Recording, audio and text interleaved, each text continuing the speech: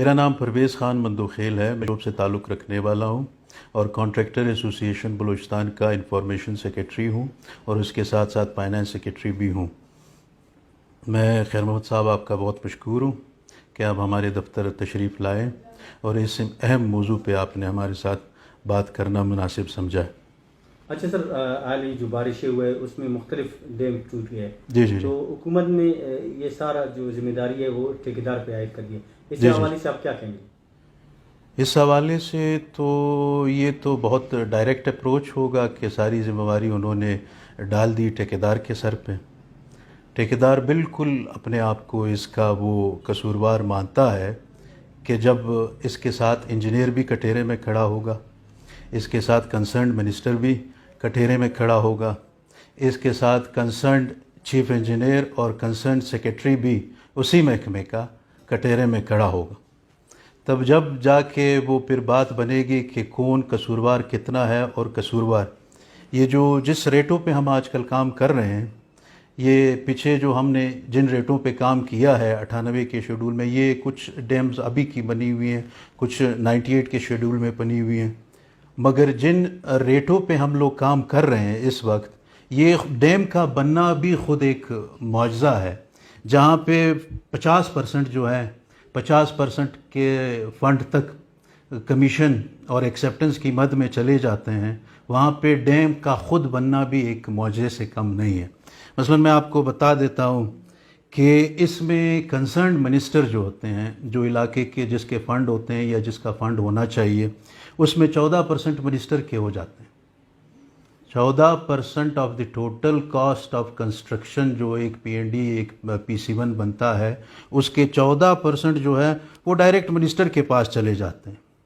اس کے بعد پھر وہ کنسرن ڈپارٹمنٹ کا ایکسیپٹنس ہوتا ہے جو کہ 10% سے اریگیشن کا کم نہیں ہوتا. پھر اس کے بعد 12% جو ہوتے ہیں وہ کمیشن کی مد نظر لگ جاتے ہیں. پھر اس میں 7% انکم ٹیکس ہوتا ہے. انکم ٹیکس شیڈول میں ہمارا پروفٹ جو ہوتا ہے وہ 20% ہوتا ہے، مگر کٹتا ہم سے ٹوٹل کاسٹ کے 7% ہے. پھر 6% بیارے کو چلے جاتے ہیں. 49% جو ہے 49% یہ آپ کے جو ہیں اس میں کرپشن اور انکم ٹیکسز اور یہ ریجنل ٹیکسز کی مد میں چلے جاتے ہیں. تو 50% پہ آپ کا جب کام ہوگا تو کام تو اسی نیچر کا ہوگا، اسی نیچر کا ہوگا. اگر آپ ابھی ان ٹھیکیداروں کو اور ان کے کنسرن ڈپارٹمنٹ کے جو انجینئرز ہیں ان کو لا کے بٹھائیں کہ کس کانٹریکٹر نے یہ 15% نہیں دیے منسٹر کے، یہ 10% نہیں دیے ڈپارٹمنٹ کے، یہ 12% کمیشن نہیں دیا، آپ آ کے بٹھائیں. قصوروار ہم ہوں گے، بالکل اس میں ہماری قصور ہوگا، مگر یہ جب آپ کے اوور ہیڈز اتنے چلے جائیں گے تو وہ کام کا نوعیت اور سٹینڈرڈ کیا رہے گا؟ آپ خود بھی فیصلہ کر لیں خیر محمد صاحب. یہ چیزیں یہ کوئی انہونی نہیں ہیں. یہ کورٹ سے لے کے ڈپارٹمنٹس، بیوروکریسی سے لے کے پھر یہ ٹیکنوکریٹ سے انجینئر سے لے کے سب کو یہ چیزیں پتہ ہے، معلوم ہے. یہ نارمل پریکٹس روٹین ہے آپ کا. اس میں یہ چیزیں جب ہوں گی تو پھر ڈیم تو ٹوٹنے ہی چاہیے. جب 50% اوور ہیڈ اس سے شروع میں کٹ جائیں تو ڈیم کو تو ٹوٹنا ہی چاہیے تھا. تو جو کھڑے ہیں وہ پھر غلط کھڑے ہیں. 50% کے بعد وہ غلط کھڑے ہیں، انٹیکٹ کھڑے ہیں. کیوں کھڑے؟ جب ٹھیکیدار کا اوور ہیڈ 50% سے چلا گیا اور اس کی شیڈول میں پرافٹ 20% ہے اور اوور ہیڈ اس کے چلے گئے 40% سے 50% سے زیادہ ہو گئے، تو ڈیم کا تو ٹوٹنا بنتا ہے. بنائی جائے کمیشن، انکوائری بٹھائی جائے، انکوائری میں سب کو برابر لا کے کھڑا کیا جائے. انجینئر کو بھی کھڑا کیا جائے، اس وقت کا جو کنسرنڈ منسٹر تھا اس کو بھی کھڑا کیا جائے، اور سیکریٹری کو بھی کھڑا کیا جائے، اریگیشن کے چیف انجینئر کو بھی کھڑا کیا جائے. بٹھایا جائے کمیشن کہ بھائی یہ کیوں ہوا، کیوں ڈیم ٹوٹے ہیں، لوگوں کی آبادی ہے، لوگوں کی زمینیں اجڑ گئیں، اور یہ خدا یہ کوئی بارشیں ہمارا کوئی ہر سال اینولی کوئی رین فال نہیں ہے، یہ ہم ڈرائی ایرڈ زون کے والے ہیں. یہ کوئی 10-15 سال میں اس طرح کی بارشیں ہوتی ہیں، اس کو سٹور کرنا ہوتا ہے اگلے 10 سالوں کے لیے، مگر یہ سٹور نہیں ہوئی. اور خیر محمد صاحب یہاں پہ ایک بڑی اچھی بات کروں گا میں. ہماری پوری ڈیولپمنٹ پالیسی ہی پولیٹیسائزڈ ہے. ہماری کوئی ڈیولپمنٹ پالیسی موجود ہی نہیں ہے، سرے سے ہی موجود نہیں ہے. یہ جو پلاننگ اینڈ ڈیولپمنٹ آپ کا پورا ڈپارٹمنٹ بیٹھا ہوا ہے، یہ پلاننگ اینڈ ڈیولپمنٹ کچھ نہیں کر رہا سوائے ٹینڈرنگ کے. یہاں پہ بیوروکریٹ، پولیٹیشین اور اس کے بعد ایگزیکٹو آپ کے ٹیکنوکریٹس جو انجینئر ہیں جو ایگزیکیوشن سائٹ کے، ان سب کا ایک ہی سنگل ایجنڈا ہے، وہ ہے ٹینڈرنگ کا. پی این ڈی والے 5 لاکھ پہ بھی 50 کروڑ کا ٹینڈر اپروو کرا لیتے ہیں، جس کے 5 لاکھ اینول فنڈ میں پڑے ہوں 50 کروڑ کا ٹینڈر ہو جاتا ہے. اس کی ذمہ دار کون ہے؟ اور آج کل جو یہ مہنگائی ہے، یہ اسکلیشن ہے، جن ریٹوں پہ ہم لوگ کام کر رہے ہیں، یہ کوئی وہ اس سے کم نہیں ہے. پوری ڈیولپمنٹ پالیسی ہی آپ کی کمپرومائزڈ ہے. ایک اے سی ایس کچھ نہیں کر سکتا. یہاں پہ 30 اے سی ایس ویسے وہ اے سی ایس کے پوسٹ کے منتظر بیٹھے ہوئے، وہ اپنے بوس کو خود وہ منسٹر صاحب کو وہ انکار نہیں کر سکتا کہ سر اس کے 5 لاکھ پڑے ہوئے ہیں، آپ 50 کروڑ کا ٹینڈر کرا رہے ہیں. یہاں پہ 10 لاکھ پڑے ہوئے ہیں، آپ 2 کروڑ کا ٹینڈر کرا رہے ہیں.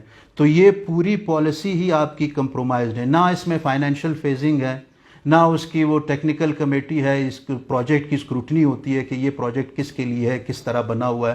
صرف اور صرف آپ کی پوری پالیسی جو ہے وہ ٹینڈرنگ تک موجود ہے. اور ٹینڈرنگ میں جس کو بینیفیشری ہے وہ آپ کے پولیٹیشنز ہیں، آپ کے ہی بیوروکریٹس ہیں اور آپ کے ہی ایگزیکٹو انجینئر ہیں. یہ ساری پرسنٹیجیں نئی ورکس پہ ملتی ہیں. آن گوئنگ کو اگر آپ لوکیشن دیں تو ان کو نہ ڈپارٹمنٹ کو 14% منسٹر کو ملیں گے، نہ 10% وہ ڈپارٹمنٹ کو ملیں گے، نہ 6% ایکسین کو ملیں گے. تو اس حوالے سے آپ لوگوں نے کبھی ان کو کیا کہ بھئی اس طرح کیوں کر رہے ہیں آپ؟ ہماری دیکھیں، جہاں کام لیتے ہی ایوارڈ ہی اسی طرح ہوتا ہے، فنڈز بنتے ہی اسی طرح ہے کہ بھائی ہمیں ایکسیپٹنس ملیں. ڈیولپمنٹ آپ کا ہوتا ہی ایک منسٹر اس وجہ سے ڈیولپمنٹ مانگتا ہے کہ اس کو 3-4 پیسے ایکسیپٹنس کے بچیں. تو وہاں پہ ہم کس کے پاس جائیں؟ ہم نے کسی نجی محفل میں میرے دوست نے قدوس صاحب سے کہا تھا کہ سر یہ مہنگائی آ گئی ہے، باقی تینوں صوبوں نے ون ٹائم اسکلیشن ایوارڈ کر دیا ہے، آپ کا کیا ارادہ ہے؟ تو جام صاحب نے کس طرح وہ قدوس صاحب نے کہا کہ بھائی میں اب جام صاحب کے کاموں کے لیے پیسے رکھوں، مثلا میں آن گوئنگ کے لیے بالکل نہیں رکھوں گا، اور جو کھوں گا یہ اسکلیشن بھی ایوارڈ نہیں کروں گا کیونکہ اس میں ہماری بڑی رقم جو ہے اسی میں خرچ ہو جانی ہے. تو میں اب جام صاحب کے وہ کاموں کو پیسے نہیں دے سکتا. یہ پولیٹیکل بائسنس ہے. جام صاحب نے پھر وہ ڈاکٹر صاحب کے کام اسی طرح کیپ کیے تھے، ڈاکٹر صاحب نے پھر وہ دوسرے سی ایم کے کام اسی طرح کیپ کیے تھے.